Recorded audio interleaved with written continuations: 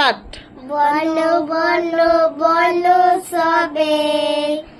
শতদিন বেঙ্গু রবে,